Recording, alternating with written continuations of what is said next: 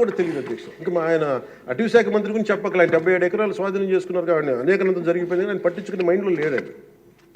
అంటే ఇంత అడ్డగోలు దోపిడీ జరిగింది అధ్యక్ష.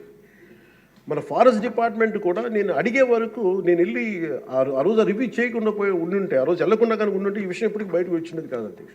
ఇలాంటి ఎన్ని జరిగినాయో కూడా దీని మీద గౌరవ ముఖ్యమంత్రి గారు ప్రత్యేకించి, ఇది లా అండ్ ఆర్డర్ సంబంధించిన విషయం కూడా కాబట్టి మీరు ప్రత్యేక దృష్టి పెట్టాలి ఫారెస్ట్ డిపార్ట్మెంట్ అనేది కూడా నేను మీ దృష్టికి తీసుకొస్తాను గౌరవ స్పీకర్ గారి ద్వారా.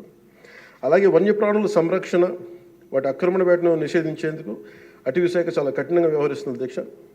తీర ప్రాంతాలను పరిరక్షించేందుకు మడ అడవుల పెంపకంపై ప్రత్యేక దృష్టి పెట్టడం జరిగింది.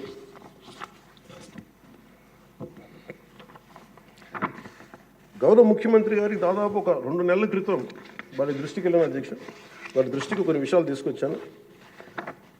గత 5 సంవత్సరాల కాలంలో చాలా గిరిజన, మీకు తెలుసు ఉత్తరాంధ్ర ప్రాంతంలో గిరిజన ప్రాంతాల్లో అసలు డోలీల ద్వారా పేషెంట్స్ని తీసుకొచ్చి అంబులెన్స్ వెళ్ళలేని గ్రామాలు ఉన్నాయి, రోడ్లు లేని గ్రామాలు ఉన్నాయి.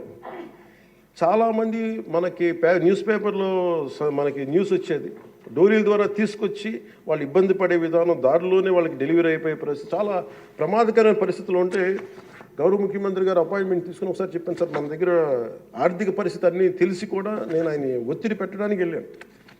సార్ మీరు ఇట్లా ఉంది పరిస్థితి అంటే ఆయన అడ్మినిస్ట్రేటివ్ శాంక్షన్ ఒక 35 కోట్లు ఆ రోజున పెద్ద మనసుతో ఇచ్చారు అధ్యక్ష. ఆ తర్వాత అలాగే మన కేంద్రంలో కొన్ని స్కీమ్స్ ఉన్నాయి, వాటన్నిటి ద్వారా తీసుకెళ్ళి ముందు రోడ్లు వేస్తే అధ్యక్ష ఈ రోజున ఇది మీ దృష్టికి తీసుకొస్తున్నాం ప్రజలందరికీ మీ ద్వారా. రహదారి నిర్మాణంతో 7 దశాబ్దాల కాలంలో సార్ తొలిసారిగా అంబులెన్స్ కూత విన్న గిరిజన గ్రామం పొలంగూడ అధ్యక్ష.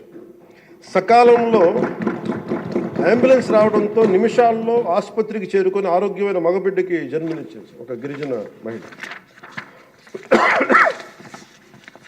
గత ప్రభుత్వ హయాంలో గ్రామీణ అభివృద్ధి కోసం కేటాయించిన నిధులను దారి మళ్లించడం కారణంగా ప్రజల అభివృద్ధికి నోచుకోలేకపోయారు అధ్యక్ష.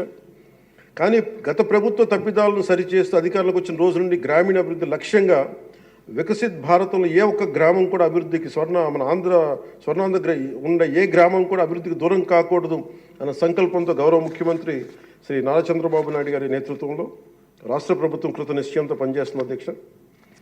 గిరిజన గ్రామాలు, కొండ ప్రాంతాల్లో డోలీ మోతలు ఈ ముగింపు పలికే దిశగా ఆంధ్రప్రదేశ్ ప్రభుత్వం పంచాయతీరాజ్ గ్రామీణాభివృద్ధి శాఖ ఆధ్వర్యంలో చేపట్టిన మౌలిక సదుపాయాల కల్పనలో భాగంగా శ్రీకాకుళం జిల్లా కొత్తూరు మండలం గుట్టుపల్లి నుండి పొలంగూడ వరకు నూతన బీటీ రోడ్డు నిర్మాణం కొరకు మహాత్మా గాంధీ జాతీయ ఉపాధి హామీ పథకం కింద 21-22 ఆర్థిక సంవత్సరంలో మంజూరు చేయడం జరిగింది అధ్యక్ష.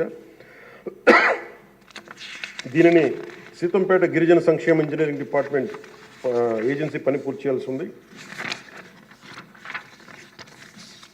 నూతన ప్రభుత్వం ఏర్పడిన తర్వాత అధికార యంత్రాంగంతో సమీక్షలు నిర్వహించి ఏ రోడ్లు అయితే చేయలేదో కొన్ని రోడ్లని ప్రత్యేకించి ఒక రోడ్డుని ఎన్నుకొని ఈ రోడ్డు నిర్మాణం పూర్తి చేసేందుకు కావాల్సిన చర్యలు తీసుకోవడం జరిగింది అధ్యక్ష. 2024 డిసెంబర్ నెలలో 2.5 కిలోమీటర్ల బీటీ రోడ్డు నిర్మాణం మొదలుపెట్టి 2025 జనవరి నెలాఖరు నాటికి ఈ నిర్మాణం పూర్తి చేయడం జరిగింది అధ్యక్ష. ఇది వేరువేరు మండలాలు, జిల్లాలు కలిపేందుకు ఈ మార్గం ఉపయోగపడటం వల్ల పొలంగూడని సీతంపేటకు వచ్చేందుకు దాదాపు 25 కిలోమీటర్ల ప్రయాణ దూరం తగ్గింది అధ్యక్ష. రోడ్డు నిర్మాణ కారణంగా 23 ఫిబ్రవరి 2 రోజుల క్రితం 25 నాడు తొలిసారిగా ఇందాక మీకు చెప్పినట్టుగానే అంబులెన్స్ కూతురు గ్రామ ప్రజలు విన్నారు అధ్యక్ష. పురిటి నొప్పులతో బిడ్డకు జన్మనిచ్చేందుకు ఇబ్బంది పెడుతున్న శ్రీమతి సవర సబియాక అనే గిరిజన సోదరి గిరిజన సోదరి మహిళ ఈ నూతన రహదారి మీదుగా నిమిషాల వ్యవధిలో హిరమండలంలోని ప్రాథమిక ఆరోగ్య కేంద్రానికి తీసుకురావడం జరిగింది అధ్యక్ష. చాలా మగబిడ్డకి జన్మనిచ్చారు. ఈ రహదారి ఏర్పాటు ద్వారా 6 గిరిజన గ్రామాలకు సంబంధించిన 1260 మంది డోలీ మోతల కష్టాలని నారా చంద్రబాబు నాయుడు గారి నాయకత్వం